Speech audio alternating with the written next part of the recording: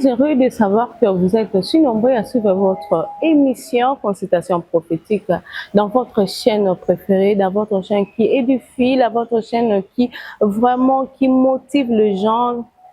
Prophète Sandouk TV. Veuillez vous abonner, commenter, partager massivement. Vous ne serez pas déçus. Comme d'habitude, j'ai l'habitude de recevoir pour vous l'homme de Dieu, les prophètes Sandoukou. N'hésitez pas à partager selon vraiment thème, le grand thème qui est enseigné l'échelle. L'échelle, on va parler de l'échelle. Tout n'a pas Sandoukou. Pourquoi il a parlé de l'échelle à la montée? Pourquoi il a vraiment fait cela? Na mon ba commentaire na bino bo comment qui bo pese qui biso ba idée, bo pese qui biso vraiment ba directive, bo le ba na biso to changer à travers ba commentaire na bino ndé na senga bino toujours bo s'abonner, bo commenter, bo partager, c'est l'une des choses bo ça là pour évangéliser la parole de Dieu. Muto azo na biso musika azana posa lobiko à travers émission oyo à cause de lobiko. Donc so pe o sali ya nzambe akoyeba. C'est alors je vais recevoir déjà l'homme de Dieu, le prophète Sandoukou, à qui j'ai dit bonjour. Oui, bonjour maman. Bonjour, bon ministère. Non, nous pouvons dire que jusqu'à présent, la grâce est encore disponible pour la mission. Vraiment, on peut prier puis on va enchaîner à l'émission. Oui. Baba katika jina la Yesu Kristo wa Nazareti, nimeombea kila mtu ambayo kunanifata sai abarikiwe, acha neema yako imufate na imsaidie kwa jina la Yesu Kristo tumeomba na kusema hivi amen. Amen. Vraiment papa, vous avez vraiment j'ai des questions à vous poser par rapport à l'échelle.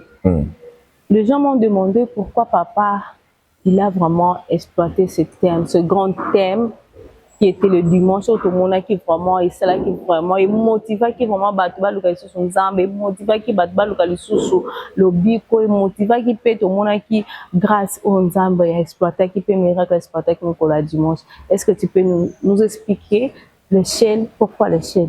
Oui, j'ai tiré d'abord Ezaki dans le livre de Genèse que je parlais pourquoi j'ai nommé ça que les dieux qui répond par l'échelle ou les dieux de l'échelle. Okay.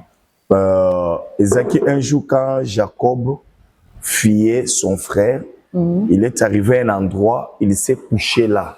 La Bible le dit que quand il s'est couché, dans son rêve, directement, Jacob a vu l'échelle. Tant l'échelle, il a vu l'échelle qui est appuyée sur la terre et le ciel. Mais tant il était étonné. Il a vu les anges qui montaient et qui descendaient sur cette échelle. Ça lui a surpris de qu'est-ce que maintenant Bible dit surtout tant raté comme bonchir moko boyebatike libiso ou soit mukanda moko. La Bible quand vous la lisez, il faut vous poser des questions comment quand c'est comment mutu échelle koko sala na cadre et quoi na rêve na. Alors c'est ainsi que tango sikoyo Nathanaël bazo bengaye par Philippe dit nous avons trouvé celui dont la loi de Moïse nous parlait. Mais à l'objet que est-ce que de Nazareth peut-il sortir quelque chose de bien? Mais Aïebsi vient et voit tant combien soit que désormais vous verrez les ciels ouverts, les anges qui montent et qui descendent. C'est-à-dire que cette échelle que Jacob a monaki, ce n'était pas l'échelle physique, c'était colo. Et l'échelle a les escaliers. Et les escaliers que tu vois, c'est un dieu de niveau. Aujourd'hui, au cause d'un assez, l'obu au koko mata. C'est pourquoi je parle de la montée, les dieux de l'échelle ou les dieux qui répondent par l'échelle. C'est-à-dire c'est un dieu de niveau. Les locaux à la nase, parce que les niveaux oyozanango, les oyozanango na 2000. Na 2000, tu avais un autre niveau. Maintenant, lobby, aujourd'hui, il y a un autre niveau. Petit à petit, tu peux monter. C'est pourquoi je parlais, les dieux qui répondent par l'échelle. Dans le sens où on a que non, c'est un dieu des niveaux. Des niveaux, vraiment. Alors, quels sont les niveaux où non, les niveaux, ce n'est pas que Moutou a quoi souhaiter. Chaque personne a les niveaux qu'il considère son Dieu. Ce qui est le but que Nzambe nangai a coupé sangai le bal à la présidente. Ça c'est selon ton niveau. Alors on dit dans le bas que Moutou dans la vie, il a le niveau qu'il considère Dieu. Ce qui pour toi le cancer ne peut jamais être guéri, c'est toi. Ce qui pour toi, le sida ne peut jamais être guéri. Et ça, niveau na yo. Niveau na yo, même le sida peut être guéri. Même un mort. Donc, comment apôtre a changé un tabac et tout ça. Ça peut vous étonner. C'est votre niveau. L'étonnement là que quelqu'un a ça, c'est par rapport au niveau de sa foi, au niveau de ce que lui considère en âme. Mais pour la biso, nous autres ici, c'est là même d'abord pour moi, c'est un niveau trop bas. Je crois que avec la dimension ou le niveau avec Dieu, on peut marcher même sur les eaux. Voilà. Oui, c'est que le niveau c'est différent. Pas tant au niveau des annoncés, tu peux douter tout sauf rien. Vraiment, tu peux douter tout sauf rien. Vraiment, non, c'est papa Dava va côté la mission non, il mange oyo les cas qui dimanche et puis na kozonga na ba question na zanango. Ça va. Na somona la Bible. Zamba zo msangatala mutu oyo. Mais na somona Bible waki. Osalela nzambe. Tu es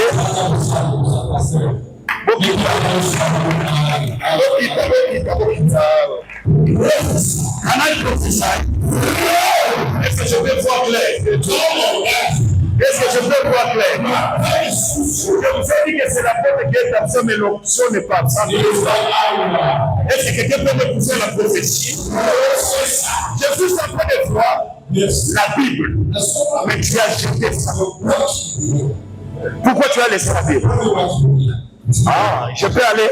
Je peux aller? Ce qui t'a mené que tu laisses la Bible, les femmes. Est-ce que tu me connais? Tu me connais? On ne se connaît pas. Je t'ai jamais vu. C'est les femmes qui l'ont poussé à abandonner le Seigneur. Je peux encore aller près le pouvoir. Dis à ton pensée que tu es prophétisable. Dis à ton pensée que tu es localisable. Dis à ton pensée que je suis localisable. Et je suis en train, est-ce que je peux monter dans la dimension prophétique?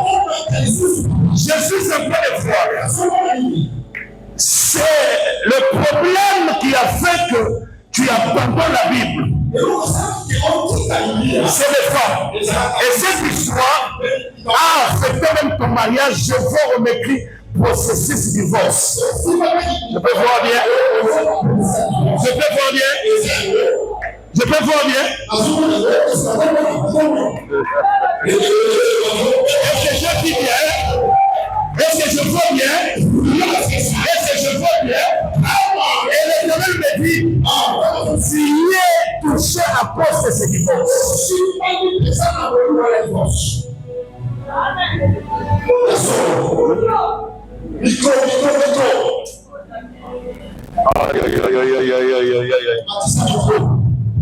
Aïe, aïe, aïe, aïe, c'est un problème vraiment avec l'Église. Avec l'Église. Je sens le ciel est déjà mobilisé pour prophétiser. Je sens le manteau prophétique qui est déjà sur moi. Ce manteau est déjà sur moi. Même si la peur ne t'en fait pas. L'Éternel se souviendra de toi. Je vais t'affecter de l'onction. Et je vais te ramener un peu dans les sacerdoces. Et je vais t'aider à retrouver la paix dans ton cœur. Ce sont des petites choses. Comme tu es venu ici, tu es venu pour chercher la porte de l'espoir. Mais tu es déçu parce que tu n'as pas vu la porte. Mais ce qui t'a amené, c'est ce que je viens de te parler. Là, c'est la porte de celui qui est absent. Mais l'objet prophétique est sur moi. Est-ce que le manteau est déjà sur moi? Je peux prophétiser. Est-ce que je peux prophétiser? Vraiment, papa n'a pas dit totali image. Oyo. Il y a dimanche sur l'échelle, le dieu de l'échelle. De Totali Yango, tu as localisé le pasteur qui avait un ministère naïe et comme trop bateau et azé sur un ministère par rapport il y a Etambola naïe, Tambola qui n'a basi, Tambola qui m'a bendé ministère naïe et il y a qui kofuya. Pourquoi ces localisations? Non, le Kolobaka, pourquoi cette localisation, c'est trop dire. Ça, c'est l'œuvre du Saint-Esprit. Je ne peux pas dire que pourquoi cette localisation. C'est l'Éternel qui m'a révélé de son serviteur. Pendant qu'il y avait nos salles à Bukavu, il est venu comme ça, on a et l'atmosphère était dans l'auditoire. Quand je viens de voir ça d'abord, c'était comme ça.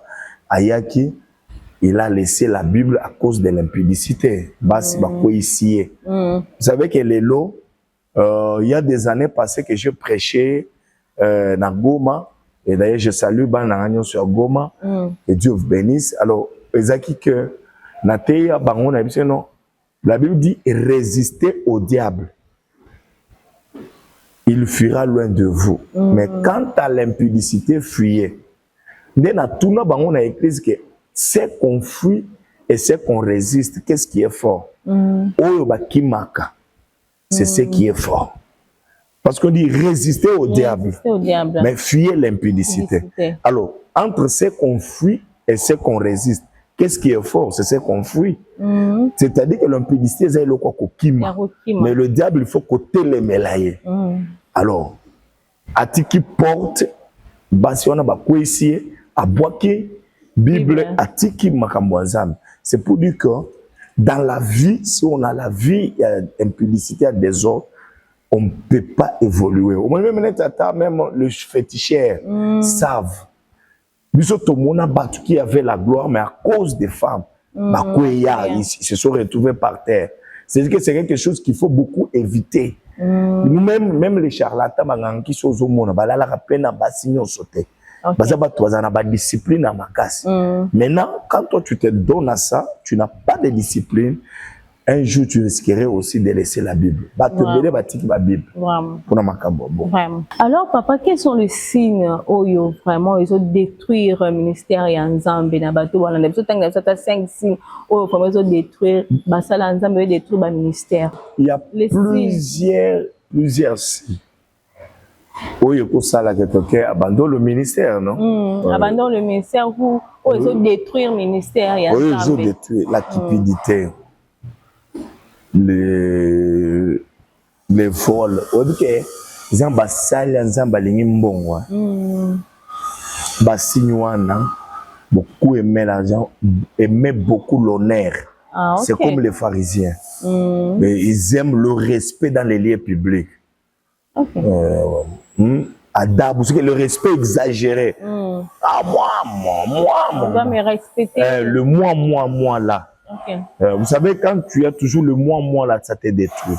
Et les femmes aimer les choses du monde. Ça détruit.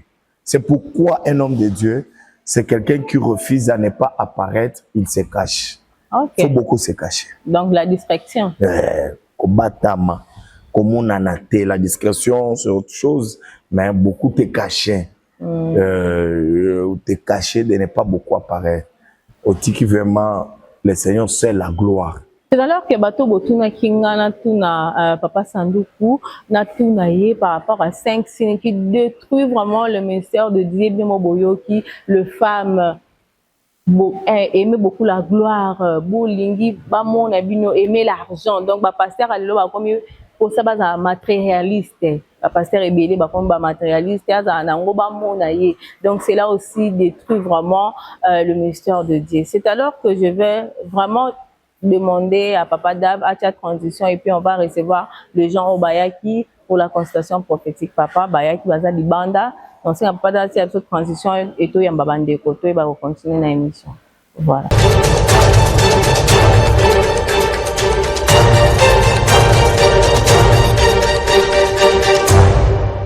Retour sur le plateau, papa, bateau Bayaki consultation prophétique bangoyoyo, c'est alors que nako ba s'est présenté et puis na ba continuer la yo comme maloba. Bonjour tonton. Bonjour maman nangai. Boni. Ah, naza bien mais naza vraiment bien. Kombo nani? Kombo nanga papa Shadrach. Oui. Et la dame, pourquoi je suis allée? Kombo nani? Kombo nanga c'est Nathalie. Nathalie, ça bien? Oui, Nazabia. Ouais, merci vraiment. Ok. Ouais, na CPL vraiment. Binonde bato yo banda ko benga ngai. Ah oui, oui, oui. On a epsino ko boya jour à consultation parce que biso to ça la consultation mukolo nyonso te. Zana mukolo oyo to ponaka ya consultation ni netindio papa na ngai. Oyo papa Shadrach. Papa na ngai, en tout cas na pesi na nzambe merci ko kutana. Amen. Naza mo ba problème ebele papa. Amen. Yaza madame na ngai. Na balaye na mbongo. Et toza na mwana moko. Bon. Mais ko botama ya mwana wana depuis botama ti lelo. Makambo ebele esimba lisusu te. Makambo ebele ezosimba te. Musala balongola. Vi na ngai ekoma kaka bongo. Nyonso na sala ezosimba te. Même ata ye alinya bandata commerce ezo fonctionner te. Yango na tala kaka mission. Nde na obaki ke toya tozwaki numéro nde tobengaki. Taba toko sambela muke. Père éternel, Dieu saint, Dieu de toute suffisance, tolingi yawe o révélé biso bana na yo baye koluka nganga kisite. Ce qui est à la kanganga, Seigneur, il devait aller chez le féticheur, mais tant que baye pa ya mosal, faut solution et mon ana fongola biso miso. Toye banini zo le kanakati ya couple o na kombo na Yesu Kristo. Tolobi amen. Amen. Zamba pambolo yo papa na ngai. Amen papa. Oza garçon moko botami na étoile. Amen. Yango ndo omoni ke avant obala vi na yo ke na liboso nazomona na mituka osomba.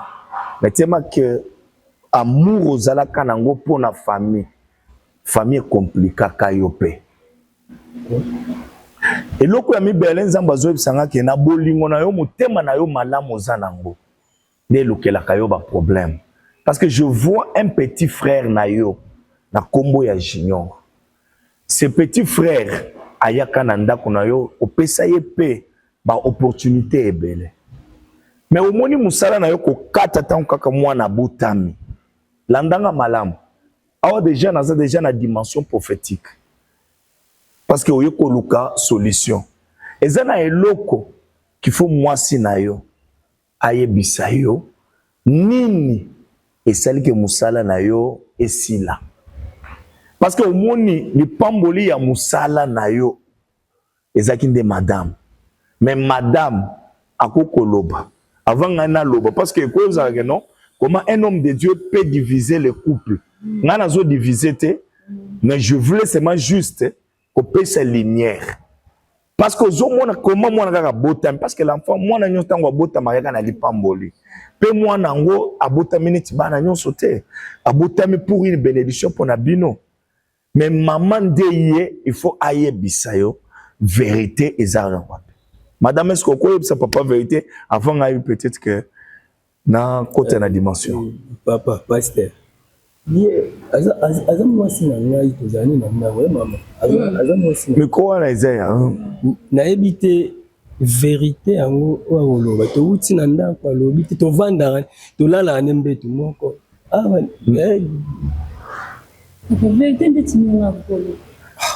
vérité ngana zo maman je c'est na lobi na ça clair non parce que ozomona ngana zo mona dans ma vision mona le garçon oyo petit frère na yozana ndako mwana oyo bango baboti aza mwana garçon oyo non comment parce que nazo omoni ayende azana ba attaque on a besoin de poser attaque aza attaquer mikolo aza attaquer ndenge parce que garçon wana obengana ka yena ndako n'est-ce pas oui oui c'est akenda parce que a détourné yo mbongo maintenant azo réclamer que pesanga mwana na ngai mwana aza ya grand frère te et cette fois maza consciente na makambo nazo loba pardon papa nazo nazo na ko sate Nathalie nazo bisa yo vraiment na ko sate papa naza juste la besoin la vérité maman est-ce que okoko fongola motema est-ce que oza attaquer te même na téléphone est-ce que soka za téléphone ndo tala na téléphone na ye soko komona basolo wana pe assez akomi kombo ya garçon ya petit frère na yo te akomi kombo ya mutu mususu mais basolo la kaza attaquer que ba pesa ye mwana na bibo yoka bueno après ba pesa ye mwana garçon na zoluka mwana ya nani te non ngala zoloba te ke na zoloba bon je suis un ancien sportif non ngala pe ezana no kosala eloko mo awa kosala eloko te kosala te aloba nini ngala biozela nano papa yoka nano toza nano ya plateau je crois que solution est komonana mama pardon je sais bosimba no micro po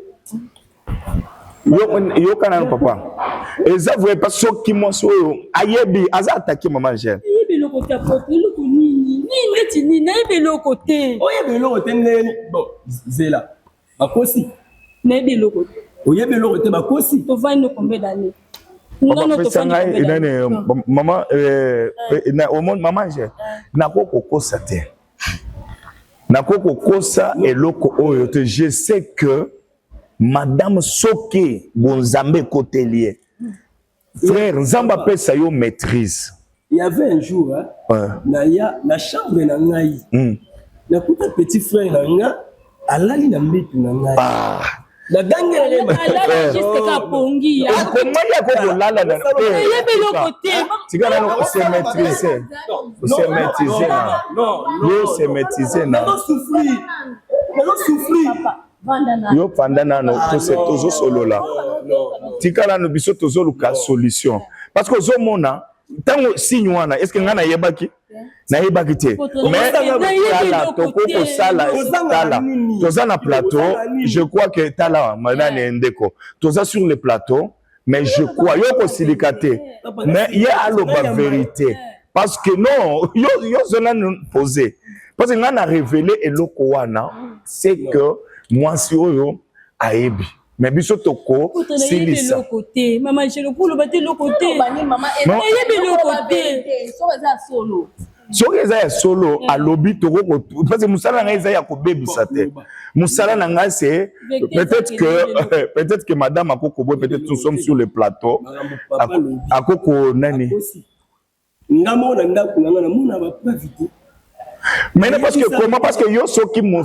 balo yo abali yo a honorer yo mais il faut aussi les kamona to le kana délivrance na oyo ke lo moko izo matanga na nzuto ozala poser na sala mona mwasi o non yo zala poser non yo kende na papa yo bima kende na le maman Gertika hier kende papa yo kende na il n'est pas que toza na plateau na koyamba bango na bureau to solola nyoso po osala ngabo ozo imilinga na yebi le côté to fa combien d'années mais ba lobi yango awati ba lobi yango fait c'est que bima awa zela est-ce que rôle ya musana nzambe za kopanda ngana ko kopanza te na yebi le côté ah bon ça va ndenge ya yebite papa yo bima kende mama totika maman Angèle non ce n'est pas ça na koyamba bino na lobite na mbanga moko za egido soso hyperkit na bi yo tika toko te tunazo ya babino na bino na lobite nazo ya te yo zelanga bagarde ba protéger yo to na yamba bino na bureau na bongisa OK mais ngande mutu na lobby do bongisa na plateau yo kende kaka mama yo tika ye akende biso to solola après to solola na plateau zuwa miko biso to na ko solola na bango na bureau pour que to silisa makambona non ba kende bazelanga mais je veux seulement que ba protocole ba maîtriser bango biso to silisa que na yamba bango na parce que mon travail ce n'est pas pour diviser musala nga eza ya kozongisa mabota parce que acte wana ndezo bloquer bango donc on na boya ka maman Angèle bato balukaka ba consultation prophétique to surtout lobi bon o ba passer ba panzi o boy maintenant to linga kate ba bilo musu to bata makakimia mais bato no te il faut ka kolobaka ya boye siko vraiment Libala ya bato. Est-ce que maman tout va CP là? Alors, si vous dites non, je vais le recevoir. Après, maman, en tout cas, yo pe oko kende. Na koyamba bino, zoa courage. Je crois qu'il y aura des choses to solo. La biso mi na couple, na katia. Il y a bureau, ton sol. Voilà, on peut clôturer l'émission. Mais papa, tu peux clôturer l'émission. Bon, côté. Par rapport aux conclusions, malonga, exactement par rapport à couple, au baye, na consultation prophétique. Bon, bateau, bateau, l'andabisson. Bon, la solution d'engue, tu vois, yé, balika mango, sous quand on est en dengue. Nous, quand on bani na baronio, sur bateau, l'andabisson. Oyebi, pourquoi je ne peux pas clôturer comme ça? Pour que vie à moi, dans mon balo, est à la stable. Il faut moi, si na ena boyaki. Il faut moi si oyo a tout bela a changé parce que mon bali moi no yazana yo na za moi na petit frère moi mon bali wa vraiment petit frère na ye des choses les camines na ba ils ont pas inceste petit wana si yo moko olobia ke no jumo akuta yeke yo alala na mbeto comment na sens nini makambo eze belé vraiment il y a des défauts même bambongo na ye après ça même petit frère il y a mon bal maniko bim parce que mon bal qui na musal c'est pourquoi je dis à tous les hommes oyo bazaka na temps na basi na bangote okendaka musal ozoli tu es fatigué zala temps aussi le temps avec ta femme vérifie aussi même le numéro de téléphone de ta femme c'est pas un péché on va surprendre tu ne sais pas. L'infidélité, ça peut détruire. Aux agalelo, impuissance sexuelle. Oh boy. Est-ce que tu sais, peut-être ça peut créer par une femme? Vraiment. Alors, naboui makambobele koloba, mais je vais arranger. Parce que Moussa n'angeze ya ko babysate. Je vais causer avec. Sauf que moi, mon bal ya kolinga continuer, continuer. Soit koloba ke ba continuer te tali bango. Mais azo moi na wana appelle sa petit frère na parce que za moi na aide. Ouais, mon ça cause. Mais ça appelle moi na naie. Ça appelle moi na naie parce que moi l'enfant du petit frère c'est ton enfant. Mais na moi si, après si moi si en OK. Hey. Vraiment, bandeko bozolanda biso bozo kuta na ba circonstances oyo. O bozo kuta na ba circonstances oyo. Ya ba impudicité. O bozo sala na bandaka mabala d'ailleurs, utamsu mobali, en dehors utamsu ya mwasi. Donc veuillez vraiment vous contrôler dans des couples. Toujours c'est ngam no ba pardon et belé bo se contrôler na ba couple, bo ba cause avec exemplaire, bo ba cause la fidélité amène la bénédiction dans la famille, amène la bénédiction dans des couples. Donc voilà ce que je peux vous dire. Bon, s'abonner, bon commenter, bon partager pour ne pas rater l'une de nos vidéos. Bye.